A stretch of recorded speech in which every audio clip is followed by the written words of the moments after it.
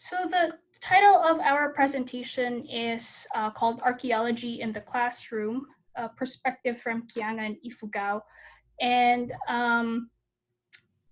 this presentation is actually, as Kevin mentioned, is based on our recent SPAFA paper, and you can access that online. And it has all the additional information there, and actually modules available for you to check and take a look at. And so this project was done with a lot of support from the Save the Ifugao Terraces movement, the Ifugao Archaeology Project, the University of Hawaii at Manoa, and of course, very important from the teachers of Kiangan Central School. So next slide.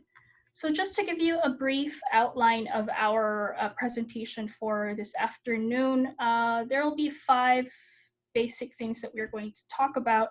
The first one is public archaeology, and we'll sort of go through a bit of what the field is and the types of public archaeology. And then the second is we will talk about the general idea of how the archaeology modules in Ifugao came about, right? The different phases that we went through.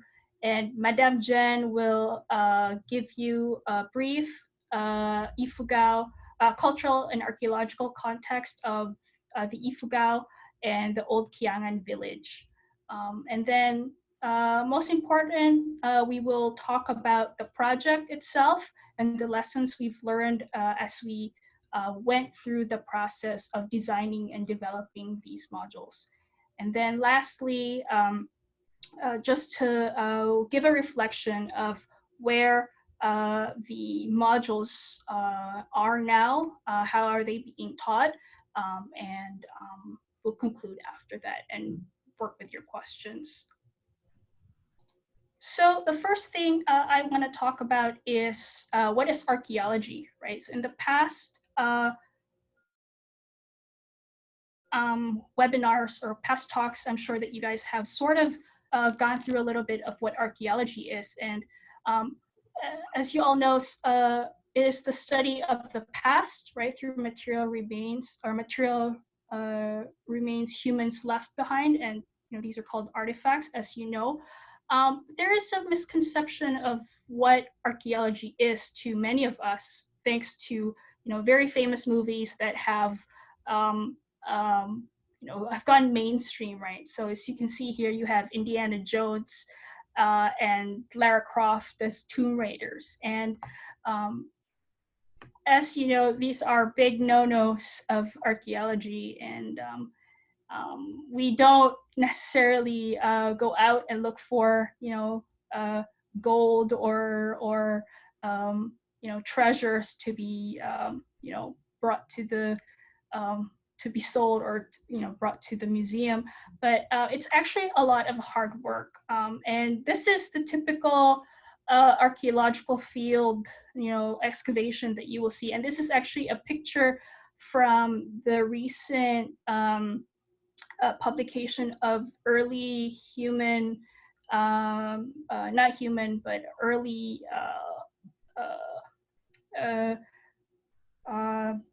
yes, humans from central from the northern Luzon area, from UP Diliman. So it's a lot of work in the dirt. It's very scientific and meticulous in a way.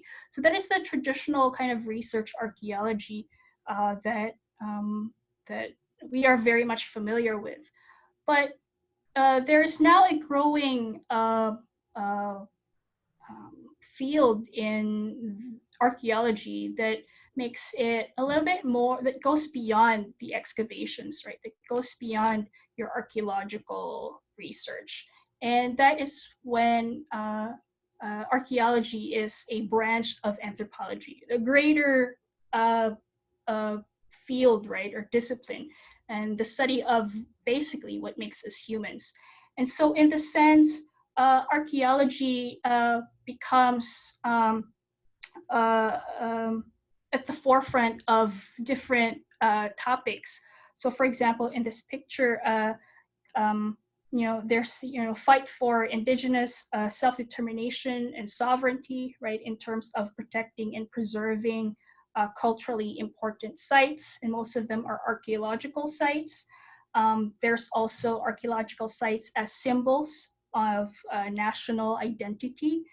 So this is a flag of Cambodia, as you know, and Angkor Wat is not just a place culturally or a nationally important place of spiritual and religious belief, but also it is a living monument, right? And one of the greatest archaeological complexes in Southeast Asia.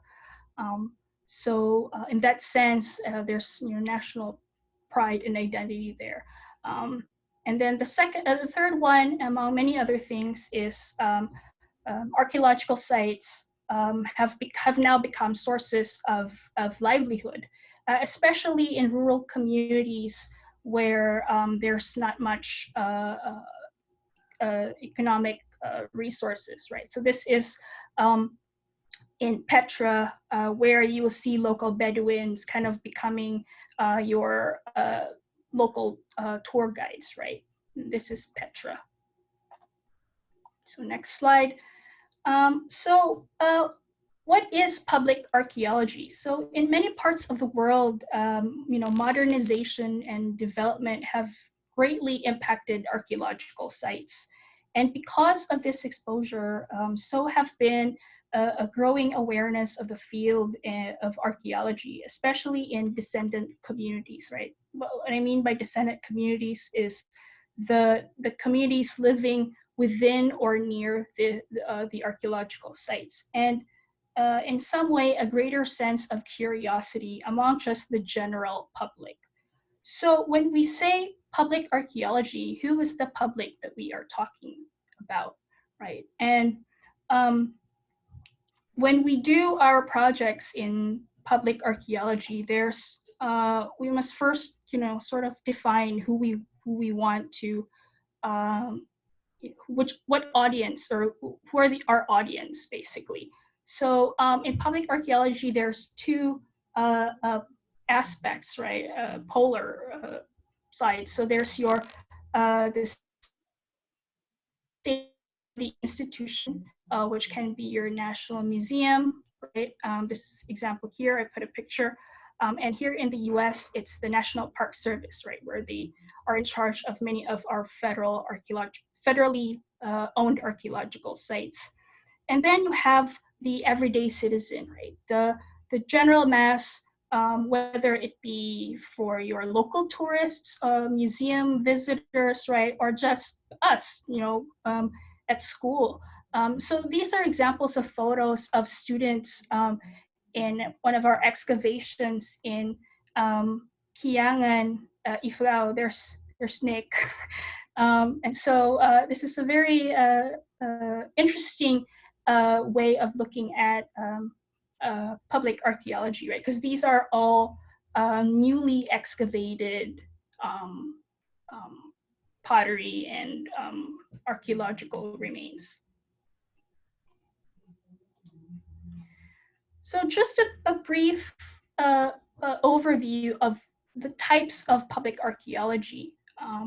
So there's a broad range of it, from cultural resource management, where I currently work. So it's not just academic type of research, but it's also in a very commercial, industrial kind of sense as well. Here in Guam, every time we have some sort of development, or if the government wants to build a facility, or a private company wants to build a hotel, then they'd have to go through all these archaeological permits, so to make sure that cultural remains are either excavated or kept in place. So that's a growing industry here. The other type of public archaeology is public outreach, right, or consultation. This is another example here in Ifugao, where we actually talk to elders before we excavate, or before we do anything in their communities. So public archaeology, in a way, uses those archaeological knowledge and background that you have to do other things that are related to heritage preservation or heritage awareness, right? So you have heritage tourism as well. That's very familiar to some of you. And of course, interpretive displays, the ones you see in museums.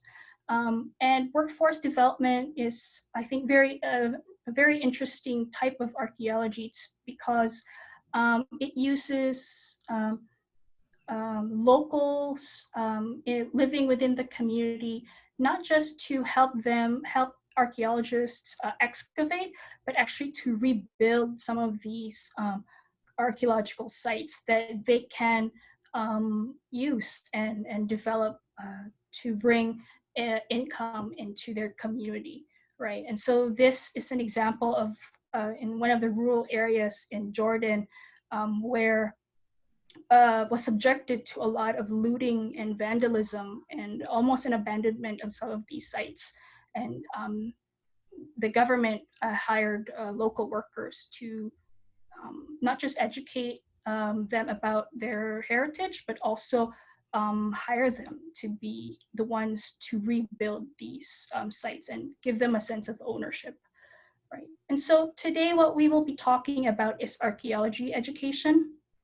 And this is basically what the gist of this whole presentation is. And archaeology education is archaeology plus education in a sense that it has the ability to shed light on all histories, and that's the beauty of archaeology, right?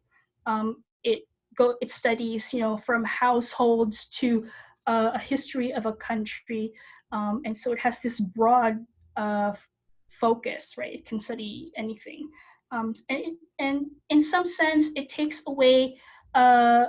We go away from conventional narratives and we create avenues to different kinds of histories to a particular place and people, right?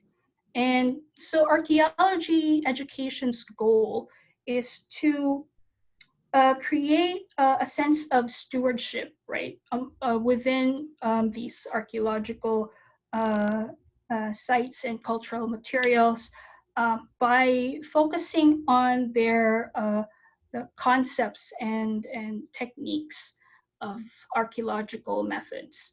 And one of the challenges of archaeology education is to be able to encourage teachers to teach archaeology, because as you will know later on with Madame, teachers are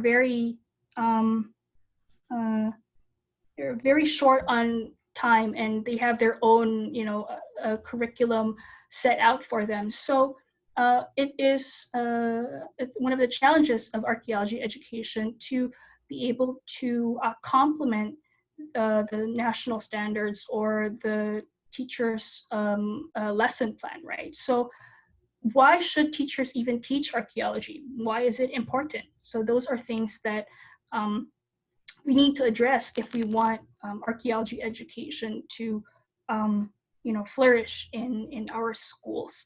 And these are just some examples of what archaeology education can look like. So it can be very detailed. You see there's small screens for each child, but it can also be just show and tell. And we'll show you later on what we did in Ifugao. So the core of archaeology education is basically a collaboration between archaeologists and teachers. And this is very important. And we cannot emphasize this more because archaeologists don't know much about the education part. And so, yes, there's the data, but it doesn't mean anything if it doesn't get condensed into the teacher's way of teaching it. And the same goes with the education part, where teachers need help synthesizing many of these archaeological terms, right, that are archaeological concepts, and incorporate them better into the class. So the teaching approach that we used for this project is called a place-based learning. And this teaching approach uses the immediate surrounding, right, your locality, to create experiential learning for students. And it has origins in environmental education, which allows us to explore our homes, basically. So it's a lot of hands-on, field kind of experience, and we take those things and we put them in class. So we don't have to go out into an archaeological site all the time to be able to experience archaeology. And so in this sense, it makes archaeology very familiar and relevant to the students in that community, because it's their home, it relates to them, right? And this creates, and so the modules themselves give them a chance to engage in history and the archaeological materials, and cultivate a sense of citizenship, interest in local issues, and advocate for their community's needs, and become active participants in their communities. And lastly, it promotes a sense of stewardship towards the material culture, the archaeological sites, and their local heritage. So that's what place-based learning is in a gist, and these are some of the examples of environmental education, right? And I think this is a photo I grabbed on the internet in Malaysia, where they also have public archaeology with their students. So the question that we were interested in when we were doing our project was, how can archaeology enhance public knowledge of local history? Archaeology, we excavate so many things, but how do we make them relatable to the local community, right? And so we decided that we wanted to do a pilot project in Kiangan Central School. And one of the goals of this, the goal and objective of the project, was to enhance the Araling Panlipunan at KCS, at Kiangan Central School, by creating archaeology classroom materials that complement early Philippine history and Philippine history content in the standard AP curriculum. So when we began our pilot project, we decided that we wanted to see how the students, to test, to basically, or gauge the students' knowledge. And so phase one is called front-end evaluation, but it's basically it's like a pre-test that we gave to the students to gauge their understanding of Ifugao prehistory. And we decided that we are going to do 5 themes, right? So there's oral history, there's Ifugao social organization, subsistence, which is diet, right? And then material culture, which are the artifacts, and then antiquity. We just wanted to see if they know the dating, or how old Kiangan village is, right? And the results show that students had prior knowledge to Ifugao oral history and social organizations. So you can see more than 50% of the students actually have, and these are Ifugao students, right, have knowledge of their oral history and their culture. but they have some knowledge of subsistence, right? Past Ifugao diets, their artifacts or their material culture, and their antiquity.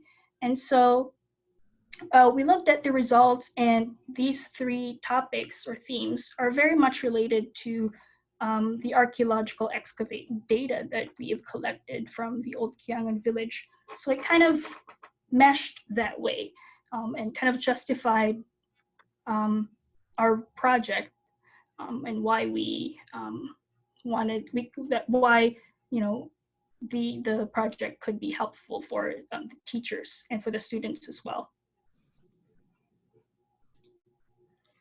So the second phase, after based on that results of our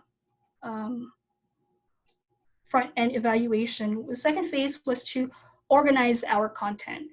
And in collaboration with the AP teachers at KCS, the school principal, and SITMO, we came up with three modules and the topics, right? And so the first one was the overview of Old Kiangan Village, which basically just talks about general Old Kiangan Village life.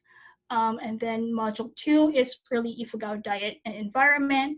And then module 3 is early Ifugao trade goods, because we found many porcelain and beads that were thought to be imported outside of Ifugao. And so we basically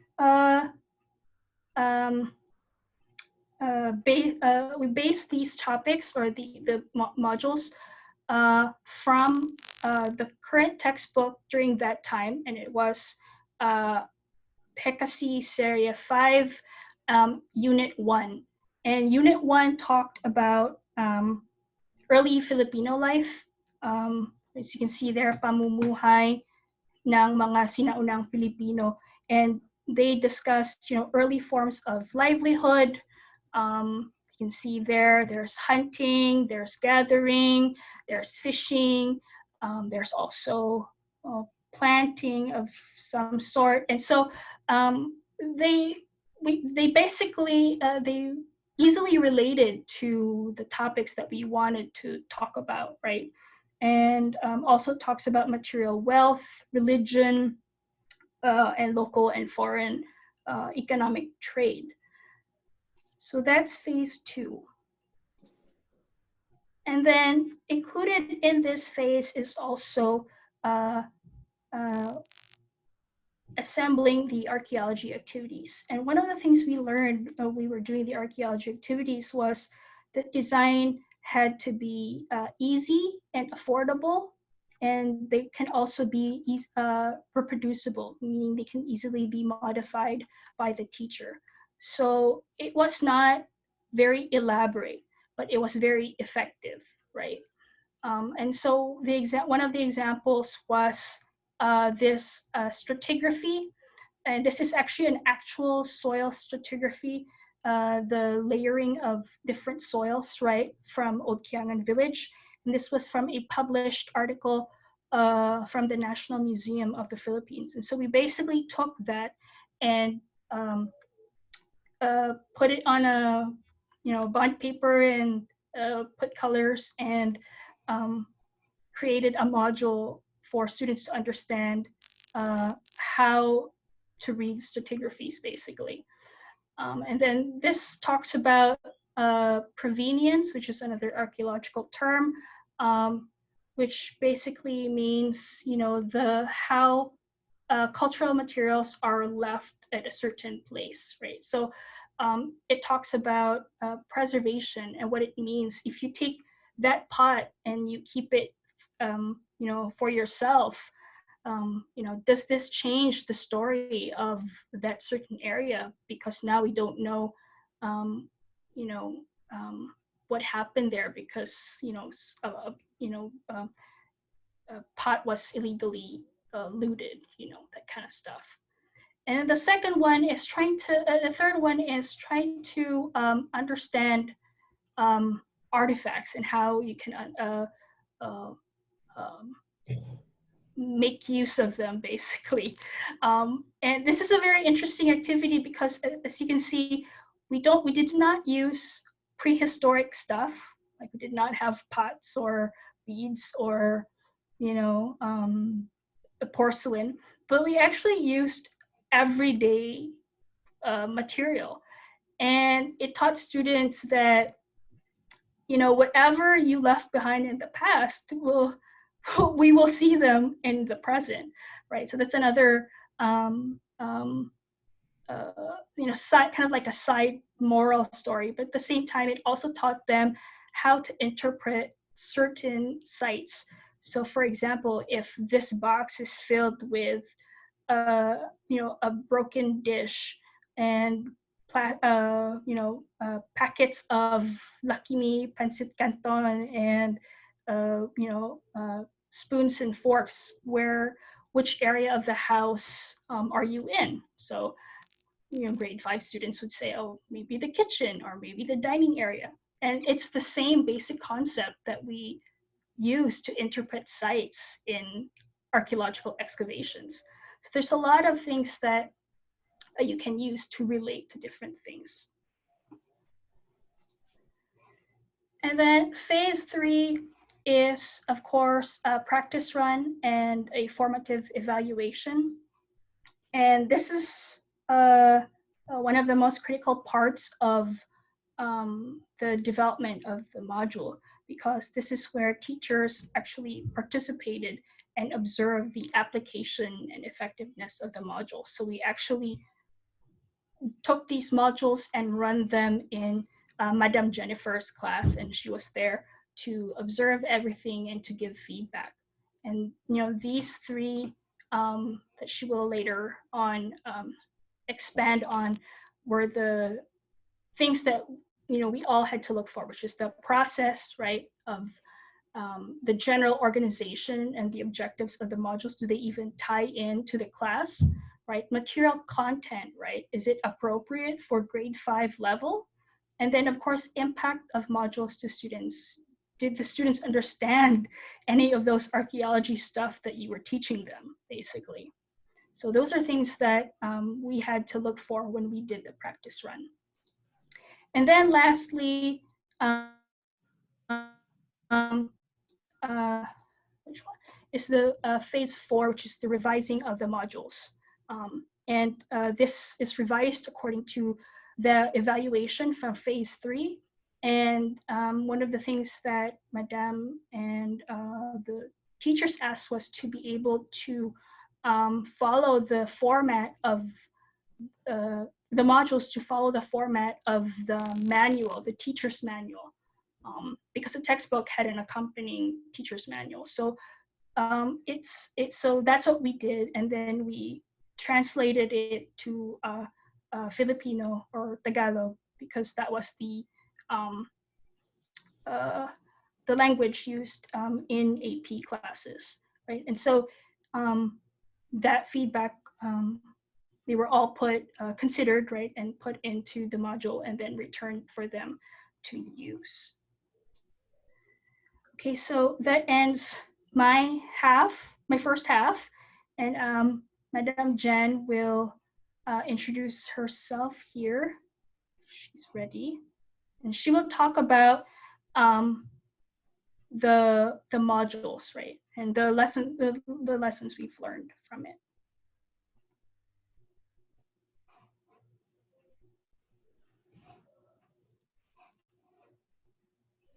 So, Madame, just let me know if you're ready to speak. Yeah, I'm ready. Okay, so I'm just gonna move to the next slide.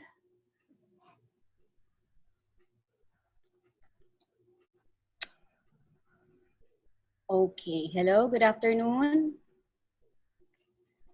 Okay, so this is where I am, Kiangan, Ifugao, located in somewhere there, northern part of Luzon. The old Kiangan village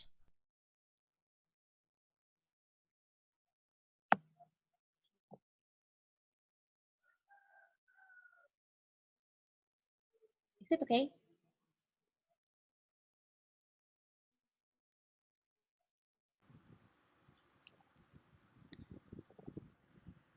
Hello. Can you see the old Kiangan village slide? Sorry. Yeah. Okay. Yeah.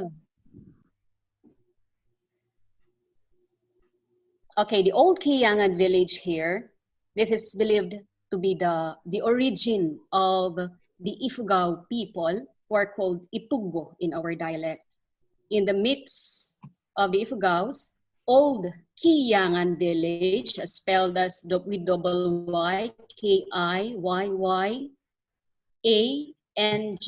Kiangan. Actually, in the olden days, this refers to the entire Ifugao during the Spanish times. And it is in here, Old Kiangan village is located in a barangay in Habian, Mungayang, here in Kiangan, Ifugao, where the archaeological findings, where Charmaine, the Ifugao Archaeological Project, had excavated. The old Kiangan village here, the excavations actually resulted in the reconstruction of early Ifugao culture history in terms of our subsistence, our relationship with environment, shifts in social, political, and economic activities. Okay, next.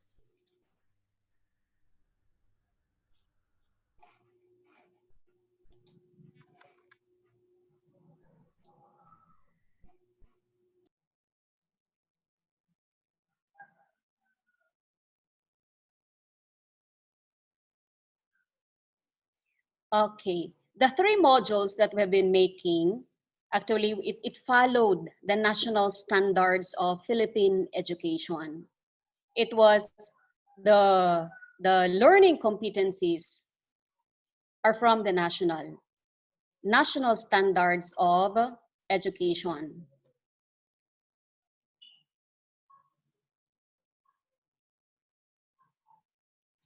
Another aspect, it had a clear and appropriate content and classroom activities. Those modules, as you can see there in the picture, there are hands-on activities for the grade 5 pupils that they really enjoyed. An example there, the soil stratigraphy. It was very appropriate for an in-class activity.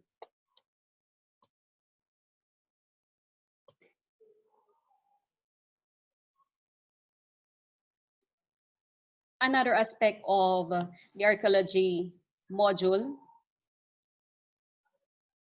we have the evaluation before, during, and after our practice run during those times, as mentioned earlier by Charmaine. It's just like the pre-test being given to the pupils. And I guess this was explained earlier as to the knowledge level of our learners before and after the dry run of our modules. We have our assessment tool in which they were able to answer and we were able to evaluate their knowledge on Ifugao culture.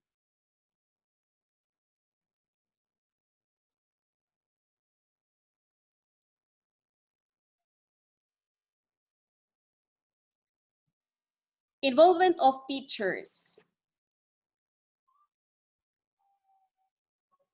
Okay, for this involvement, the teacher is very important in the success of these archaeology modules, the input. When we tried this in the classroom, it was very effective.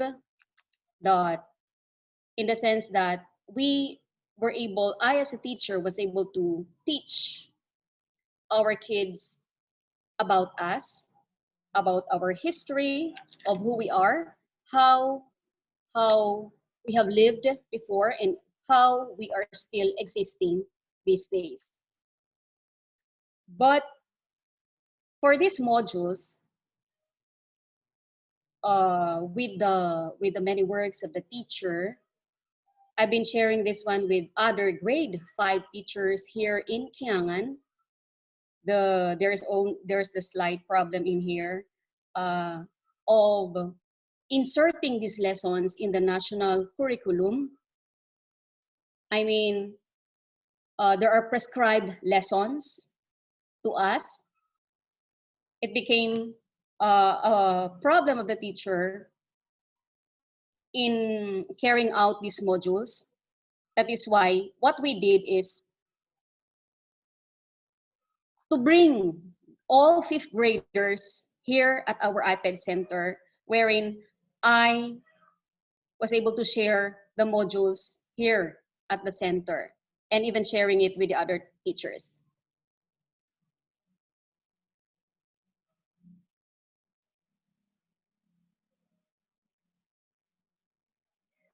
Reflections of teaching the archaeology modules. For us, as a teacher, I've been teaching for 11 years, Araling Panlipunan. I've been teaching history and culture of the Ilocanos, the Tagalogs in particular, and other groups. And there, it came to mind, what about us? What about for us, Ifugaos? There is the depth and order series, depth and order number 62 series of 2011 on the shift of our curriculum, the K-12 curriculum, in which it is contextualization, localization, and indigenization of our learning materials. And I'm so glad of this archaeology activity, these modules that we've made. Very important kasi dito ko na ituturo sa mga bata ang tungkol sa amin, ang aming pinanggalingan, kasaysayan namin. Tinuturo ko dito yung sinaunang pagkain ng mga Ifugaos, about our environment, and how they lived during those times. That I am integrating, contextualizing the lessons for elementary.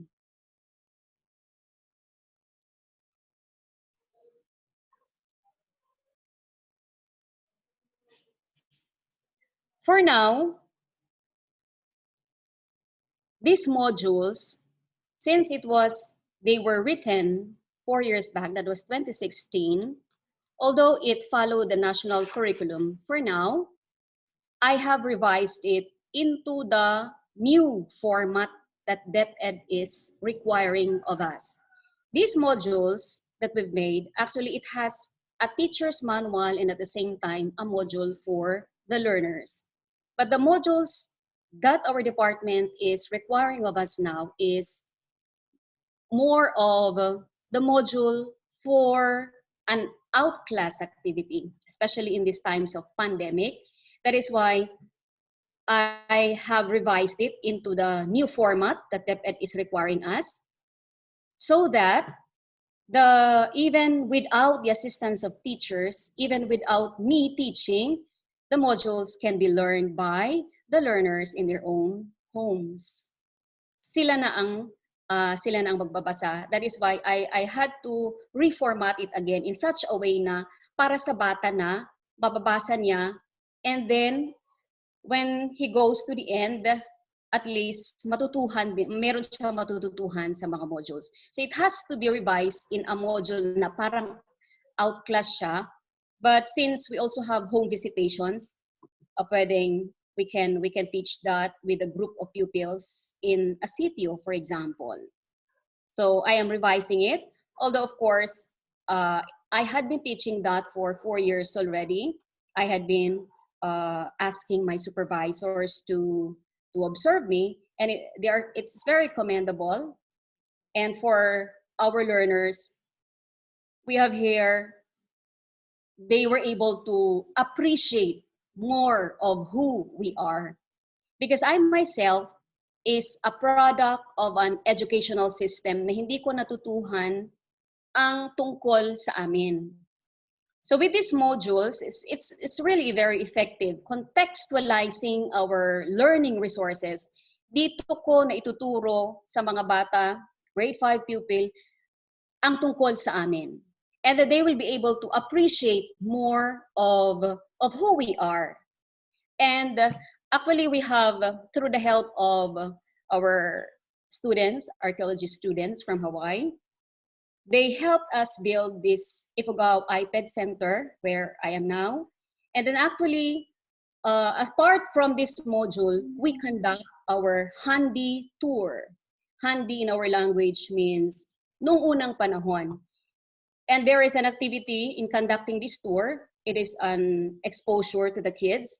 All grade 5 elementary pupils of Kiangan Ifugao, we set schedule. We tour them around historical sites here in Kiangan, one of which is our iPad Center. We have our Peace Museum, and then we have our Kiangan Shrine up above, so that at least they will be educated of who we are. Yan po ang kahalagahan, the importance, and of the modules. I'm really thankful for Charmaine, for helping us make these ones and carrying it out, that we hope in the future that would also be our legacy that we're going to leave to the Ifugao child. No Ifugao child to be left behind on heritage education. Thank you.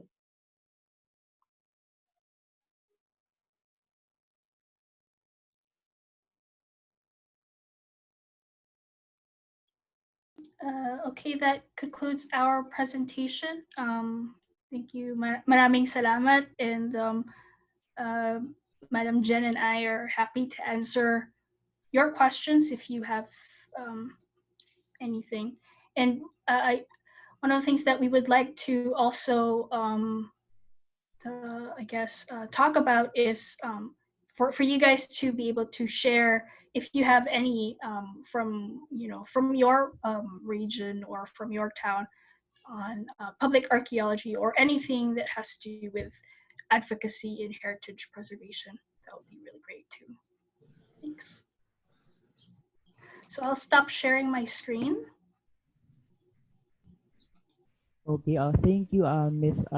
Dulnuan and Ms. Ledesma for that very insightful lecture on how heritage education affects the community where kung ano po yung itinakol ninyo.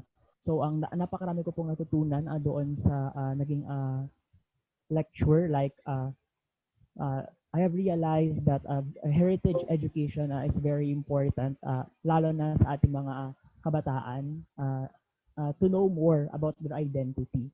And I am surprised that Kiangan Central Elementary School in Ifugao is doing this, and I really hope that schools nationwide,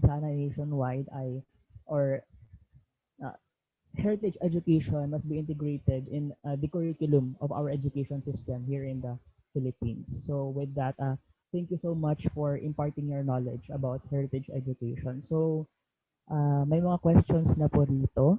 We have from Mr. Leandro Fernandez. Kevin, before we hello, okay, yes, before we proceed with the question and answer portion, again, thank you very much, Ma'am Jen and Ate Char, for this very informative and inspiring presentation. Ma'am Jen, pwede po bang mag-request ulit ng tour around the iPad Center so that our audience could have an idea what it looks like, no? Kasi parang yung iba, they don't know how to start or what. Okay. What materials could be found in there, so that we would be parang may idea kami kung ano i-collect namin to be part of the iPad Center. And okay. I am here sa gallery ng Textile Gallery. Dito namin pinapakita ang mga sinaunang kasuotan namin. Wow. We have here the belts that we use when we use our attire. But over here, we have a gown. These are contemporary designs already. Mga inabol po namin. Okay, we have here our mga kagamitan ng weaving. Dito namin tinuturo din kung paano namuhay ang aming mga ninuno. Ito yung mga pinapakita rin namin, itong mga sinaunang kasuotan nila, mga bahag. And then actually, if you can see in here, the headdress of the male na sinusuot yan sa mga prestige rights ng Ifugao, yung mga mayayaman na tinatawag naming kadangyan. So ito yung mga kasuotan namin. For the female, ito yung mga inabol na mga skirts on display. Wow. Okay, we also have here, ano to, yung mga belt namin. The belt. Okay, different skirts of the women because iba-iba po ang mga designs. But the dominant color, we have the red. And we also have our jewelry. Ayan yung mga sinusuot ng mga mayayaman, mga kadangyan ng Ifugao. Especially during prestige rights. We have the uya-uy of the Ifugaos, the wedding dance of the rich. At my corner, ayan, iba't iba po ang mga textiles namin. We have here the ikat weaving actually, the binobodan, ikat weaving, na ginagawan po ng mga designs. At bawat design po niyan, may kahulugan. Okay, and since this is our Rapid Center, we bring our students here. In this gallery, it speaks on the Ifugao religion. May mga bulul po kami dito. Different kinds. We have the standing bulul. We have the sitting. Ito po yung mga rituals na kailangan sa mga Ifugao rituals. Okay. We have paintings. And in this gallery, dito namin, pinapakita, tinuturo dito yung mga sinaunang kagamitan ng mga Ifugao, pati na rin po yung mga sinaunang hanap buhay. Wow. We have here the different kinds of the spears, why are they designed such? Kasi iba-iba po. Pati po yung mga sinaunang kagamitan ng mga Ifugao. At dito matatalakay kung ano rin po yung mga sinaunang kabuhayan ng mga Ifugao. Then we have our pots, the ceramics there. Okay, ritual objects.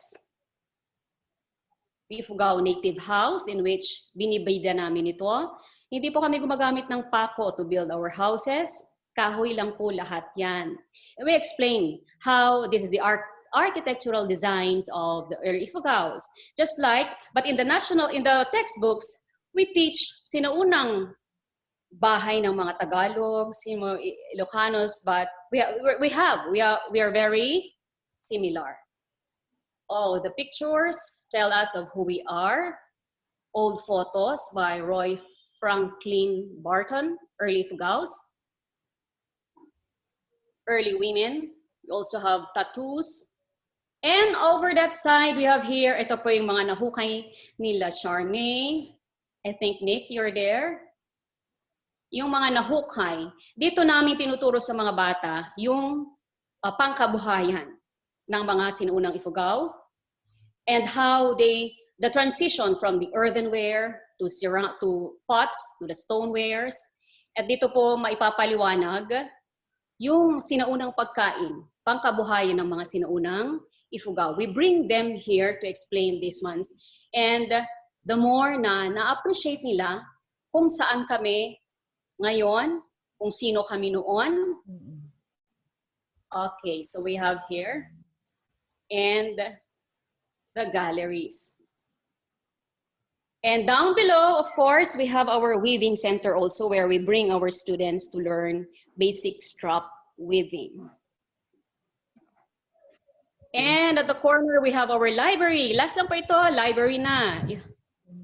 With the photos, Ifugao risers, yung mga inscribed by UNESCO, yung mga 4 World Heritage Sites in the Philippine Cordilleras.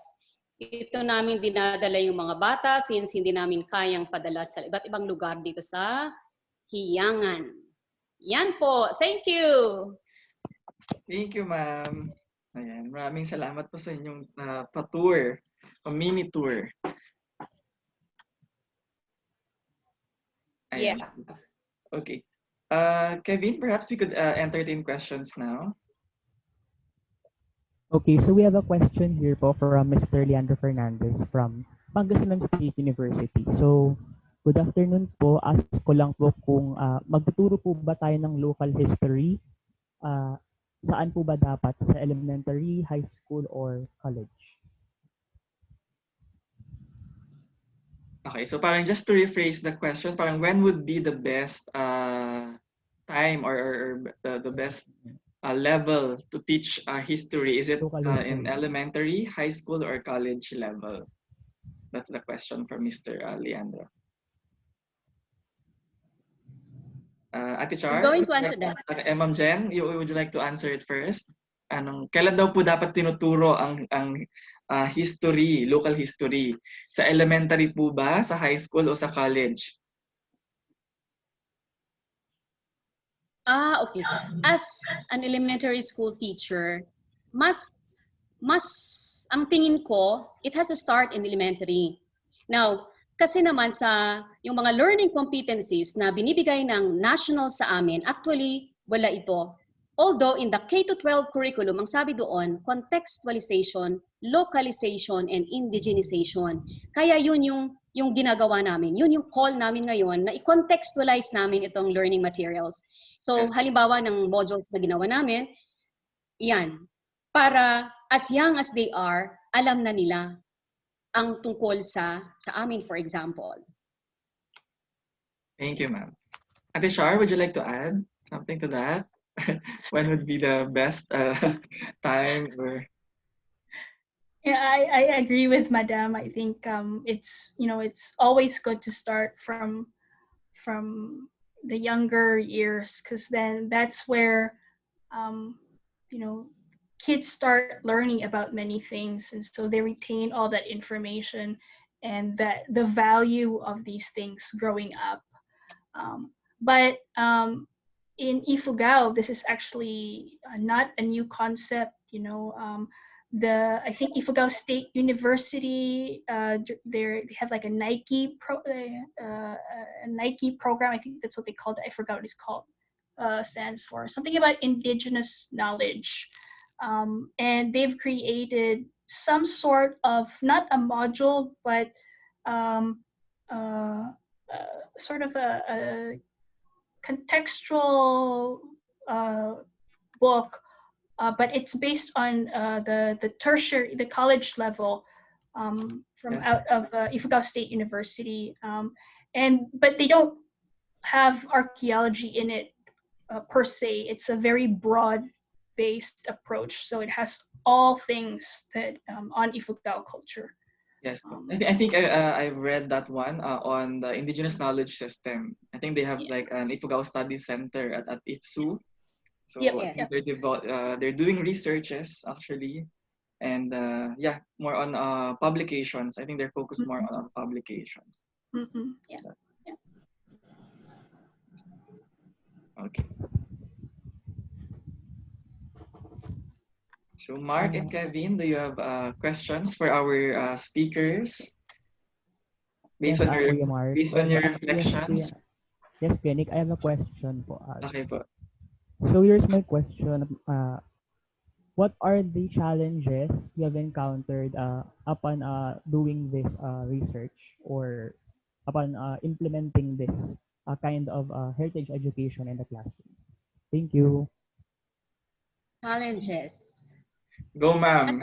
Wala pong nanonood na DepEd ngayon, ma'am, so you may share your... Ang daming challenges. Alam naman natin, teachers, na meron yung prescription ng DepEd na sinusunod namin. So talagang when I shared this one with my fellow teachers, actually they were saying, gawin mo na lahat kung ano yung para sa grade 4, grade 5, grade 6. Kasi naman may prescriptions ang DepEd. So parang yung time nila, with a lot of work given to us by DepEd, yung time nila to contextualize our learning resources, parang nawawala na yun. Nawawalan na yung ng oras. And yet, kami ngang mga teachers, very limited ang knowledge namin mismo sa aming Ifugao culture. Now, paano kami gagawa nun? although our department in our division, they had been conducting a lot of seminar workshops on contextualizing our learning resources. Yet, yung time, parang sa dami ng work ng teacher, parang hirap kami to make. Na talagang, for me, for example, talagang even holidays and para sa gabi, I'm here, nandito ako sa iPad Center, at least andito yung mga resources. I have the COO of SIPMO, I have Manong Marlon, in which kapag meron pang hindi naiintindihan, andito siya.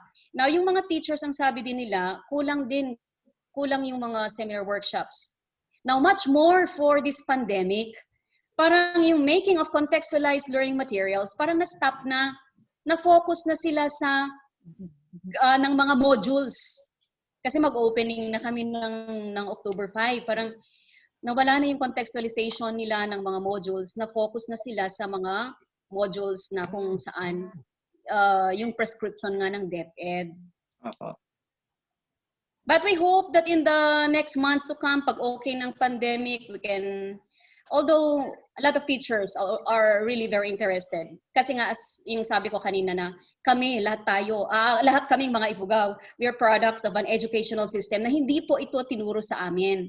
So parang call ko as an Ifugao teacher, not to let an Ifugao learner to be left behind on heritage education, kasi dito ko na-realize na mahalaga pala ito because it speaks of our identity. For example, my identity being an Ifugao.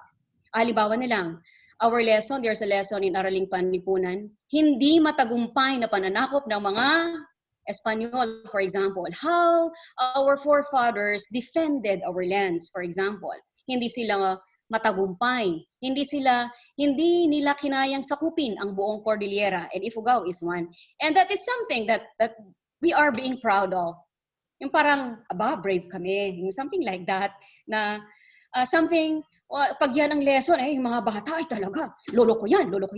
Andito yung Peace Museum namin, na din yung mga pangalan ng mga bata, and they really appreciate, the hardship, the sacrifices of our forefathers. And if just like teaching the modules, na-appreciate nila of who we are. Now, nagiging responsible na rin sila on the preservation, conservation of our surroundings, our boble, our town, our own community here in Kiangan. Thank you. Very well said, but thank you very much. Yeah. So Kevin, do you have follow-up questions? Actually, natuwa po ako roon sa na walang Ifugao na malalas behind. Like, our call din ngayong may pandemic na there's no student being left behind sa kung ano nararanasan natin ngayon. Then, for Ifugao people, dapat wala rin may iwan when it comes to valuing heritage education. So, may questions pa po from Mr. Jericho Beltran of Central Luzon State University. Paano po mabibigyan ng importansya at mabibigyang atensyon ang local histories sa pagsasaliksik at hindi na lang basta mag-focus sa pang-national na kasaysayan. So, he is pertaining na how do we value local history na by not only focusing on research on national history. And another question, ano din po ang magiging significance ng oral history, lalo na po if meron pong mga local na limited ang kanilang mga artifacts, documents, and materials para po mas mahukay ang kanilang pagkakakilanlan. Oh, okay. So, ayan. So, Ma'am Jen and Ate Char, so just to rephrase the question, how do we initiate something na we focus more on local history aside from the national aside from researches on national history, kasi it's given that we have a lot of researches already on the national history of the Philippines, for example, but we have very scarce or limited resources on local histories or the histories and heritage of the specific towns, for example, or provinces. So how do we shift from that? How do we focus more on the local history? What initiatives could be done?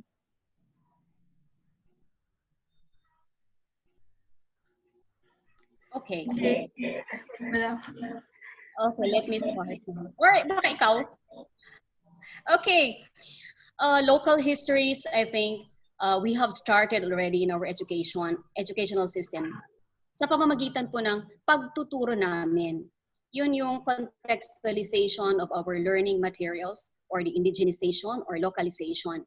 And one very good practice that we are doing here in Kiangan for 4 years already, after teaching itong mga modules, usually in the first quarter of the year, we have what we call the handy tour. Tinutour namin yung mga kabataan. And then actually outside this building, outside our iPad center, meron na po kami mga rice terraces. So when we tour them, we explain everything what is in here, all about us, artifacts, tungkol po sa amin. And then we also conduct, after harvest, we have the Bakle Festival. Bakle means our rice cake.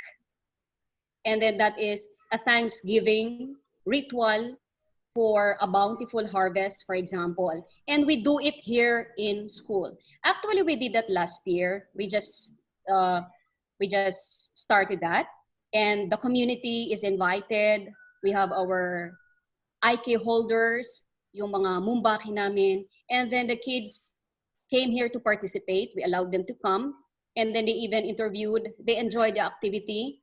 It was a very first time activity that we conducted here. And they were able to learn more. Because these ones are not being taught in the classroom. It's not in the national curriculum. It's sa amin po ng mga teachers na dito na ini-integrate na lang po namin, nilo-localize namin, nako-contextualize. So I think that's, it's through our education nowadays. Aside from the lectures inside the classroom, we have our tour. Tinutour namin sila. May? Thank you, ma'am. Ate Char, yeah.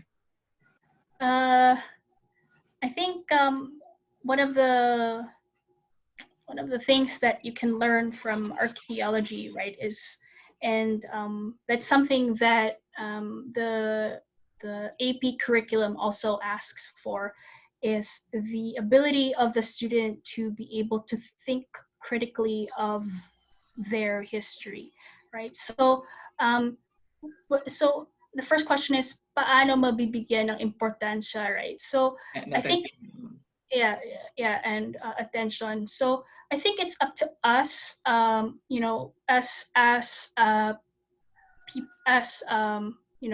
preservationists, you know, heritage advocates, right? When we think of, for example, when we read a national narrative of our history, we should also challenge ourselves to say, well, what has happened in our place? You know, what has happened in our town, right? That's why sabi ni Ma'am Jen, right? When they talk about the colonization of the Philippines and the Spanish came, you know, yes, Lapu-Lapu killed Magellan, but, you know, Ifugao's resisted the entire Spanish, empire at a certain point in our history. So it's very, very interesting to think of it that way, critically, and archaeology actually helps in a way that it's a very scientific and methodological way of interpreting history. So it's unbiased in a way, right? And kind of tells us not just the larger history of the country, but also the histories of the village, of the house that you yourself is excavating, right? Or the archaeological data that you are collecting. So in that sense, it's up to us to how we want to interpret these sites, and how we want to share it with the public, right? And then the last one is the significance of oral history. In archaeology, for example, the old Kiangan village, before it was excavated, we actually had to talk to the local, the Ifugao elders to tell us how the Ifugao people came and peopled the area, right? And so there are certain landscapes, for example, in Ifugao, that are in oral history that can still be seen in the old Kiangan village, for example.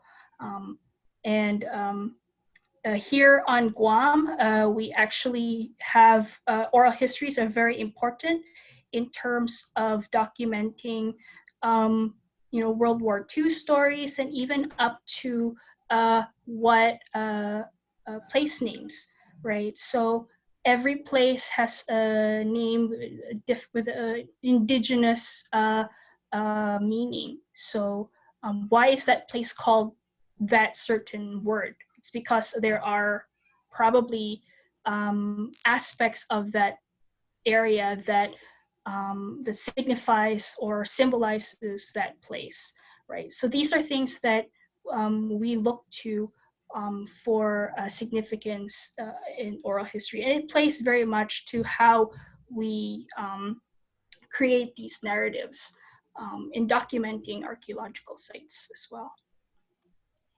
Can I add more? Yes, ma'am. Go po. Yes, ma'am, go po. For example, in national example, sa mga national publications, for example. Now, I have encountered this one in the teaching of our modules because it as to the antiquity of our rice terraces, for example, because actually one pupil asked a question, how old or when did they start rice farming? And through the archaeology, through what you did in digging at the old Kiangan village, in national publications, they say that our rice terraces were built sometime 2,000 years ago. Yet after, through archaeology that was conducted 2016, from 2012 to 2016, I think hindi 2,000, it's much earlier. Because ang impact nun sa amin, kung 2,000 years old yung mga rice terraces, parang ano bang ginawa ng mga Ifugaos nun? Parang very antagal ng development namin. Ganun ba? Na parang, so may mga research din na how to construct or yung mga construction ng rice terraces, hindi naman ganun katagal. So, yung impact doon sa amin as Ifugaos, parang 2,000 years old yung mga rice terraces, parang hindi hata, parang earlier. So, I think the excavations that you did here would debunk such ideas, or because we are teaching, kasi meron yung soil stratigraphy nung na radiocarbon, the activity that we have in the module, it says their rice appeared in this layer. And so parang, hindi naman 2,000 years ago. So parang yung impact sa amin, hindi pala. So parang mabilis din kami. Hindi naman yung parang super tagal ng... So yung impact sa amin nun. So parang tinuturo rin namin sa mga bata. So there yung importance ng archaeology. And we're grateful for that. Thank you.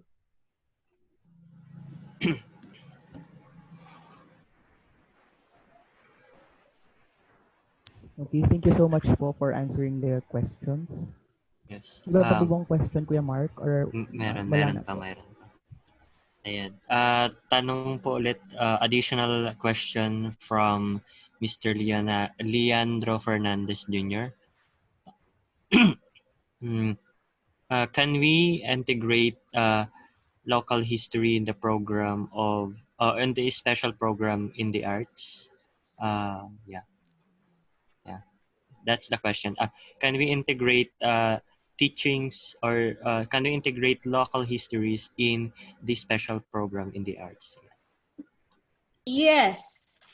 For us, we have our subject, MAPE, Music, Arts, PE, and Health.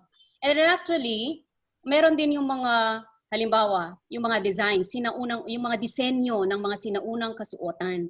Dito namin pinapasok yung weaving, yung damit namin noon, and then bakit may mga design siya. So pumapasok dito yung iba't ibang designs, pati na yung mga kulay. So arts. And then for drawing, for example, kasi sa grade 5, meron din yung mga drawing ng mga palayok. And I bring them here. They see the swords here. Pinakita ko kanina yung mga nahukay ng mga archaeologists natin. Ayun, arts. Yung mga designs. Actually, lahat nung nandito, I think, and we are integrating it. Kaya lang, yung sa part ng teacher, yun na, ginagawa na ng mga modules. Kasi nga, oral history po kami. Ngayon, we are making the modules. Charmaine? Thank you so Yeah, much. that's true. And it's not just the arts, you know, you can do all subjects if you want. I think in math, you can even teach, you know, if there's weaving and, you know, you can incorporate weaving into teaching kids how to count. So there's many ways to incorporate or integrate, you know, a lot of these heritage learning aspects to make it local for you. So yeah, not just arts, but also science, right? So there's the indigenous plants, and you can go out and, you know, instead of just talking about the Nara, that you can talk about certain indigenous trees that are also just found within Kiangan. So there's many aspects to it, and it's not just in history. Yeah, so that's true, very true. Okay, additional. For example, in English, merong kayong nahukay, may nahukay sila Charmaine na bakit kaya may mga beads sa mga burial jars na yon. And so I had to research, I had to ask our elders, our Mumbaki, and totoo nga, may kwento yon. Meron din kwento na very similar with the Tagalogs. Why is there, bakit may beads yon? And I see Tagalog babies, for example, wearing the black and red beads on the hands. May kwento talaga yon. Na ginawan ko ng story, pwede kong ito, springboard ko yon in teaching English, for example. So local stories derived from the archaeology. So actually, I have lots of stories already related to that. Thank you. Nice.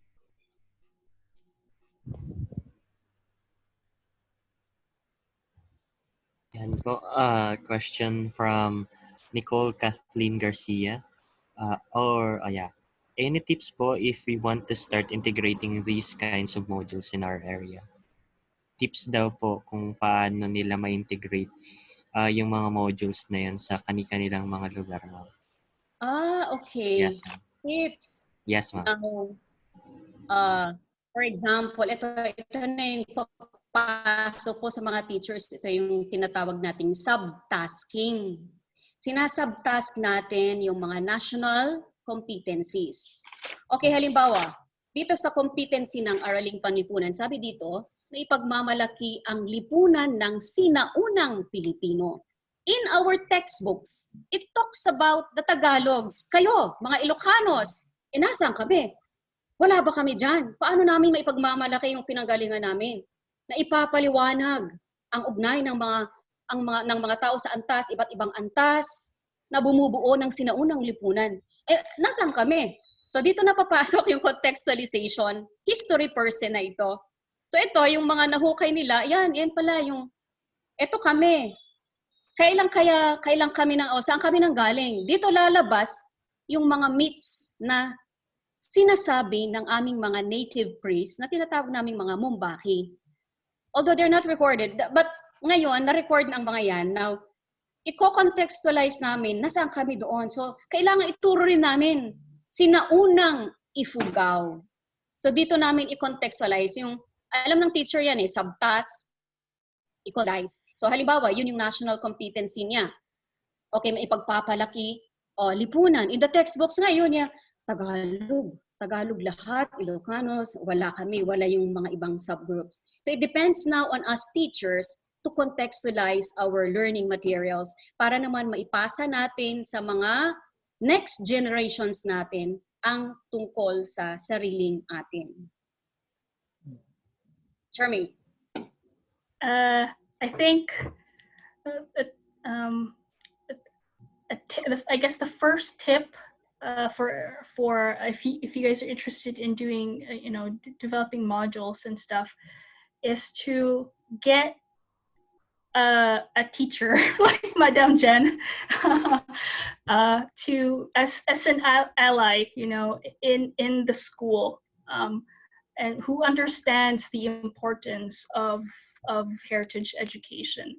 And but that doesn't stop there, you know. Once you find the teacher, then you actually have to help the teacher.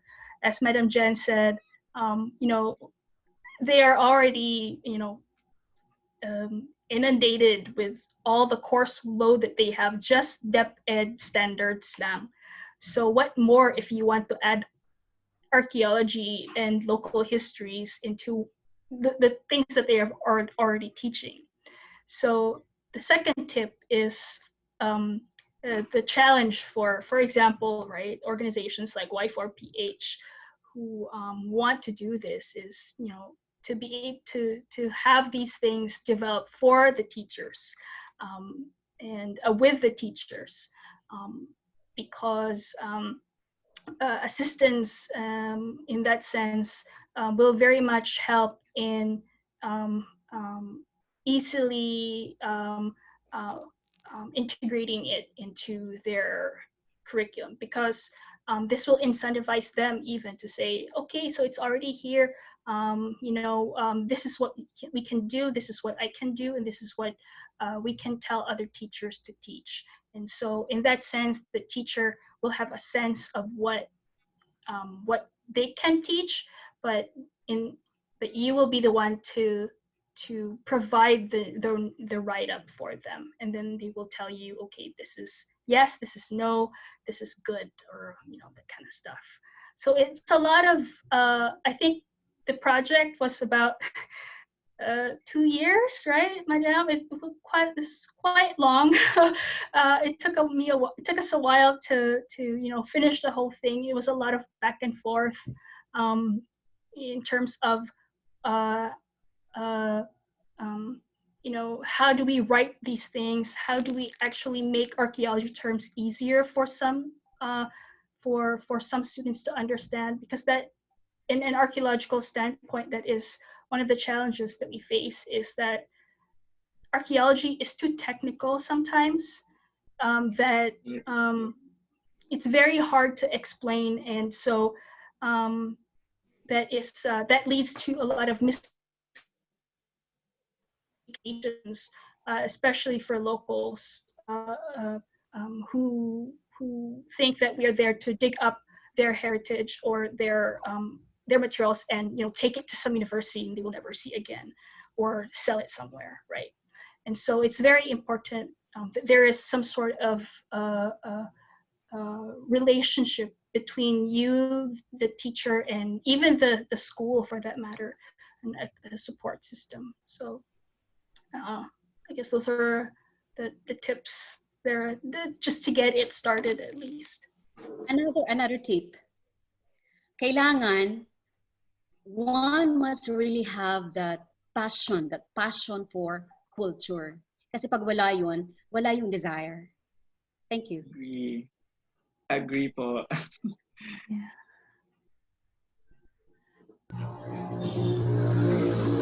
Thank you very much, Ma'am Jen and Ate Shar. Siguro just to add, I think one of the basic things that we need to do when we want to develop localized materials or this contextualized education would be to gather the resources available.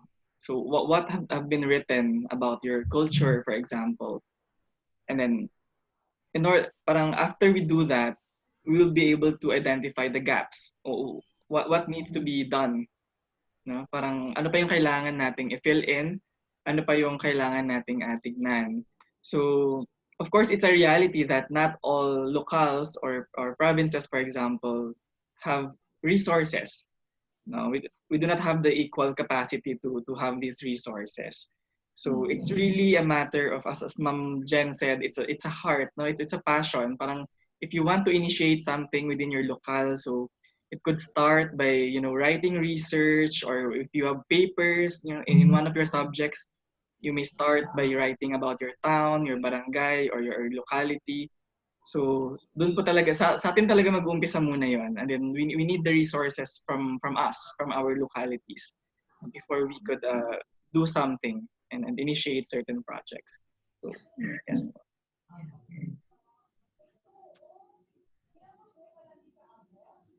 Ayan, so, do we have more questions po?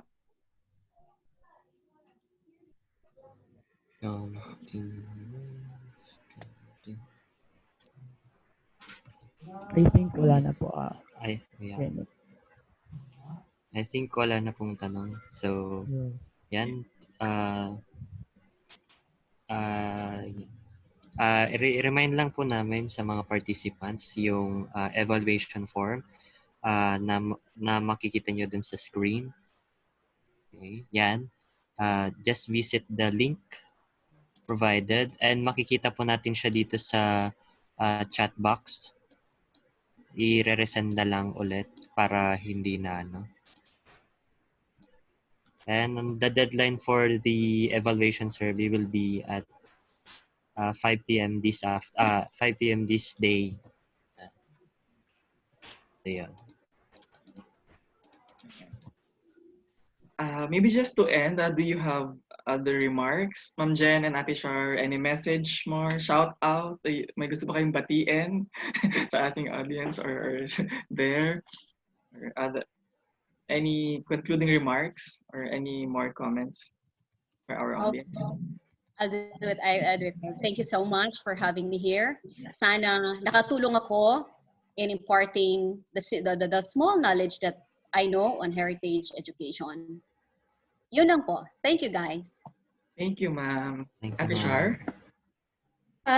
Likewise, thank you so much for inviting us to your first lecture series, and we hope this inspires you in some way to go out there and share your local histories to your communities as well.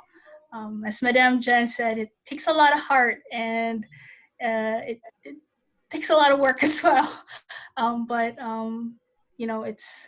it's worth it eventually, and it's a good kind of advocacy to be in. So more power to Y4PH for that.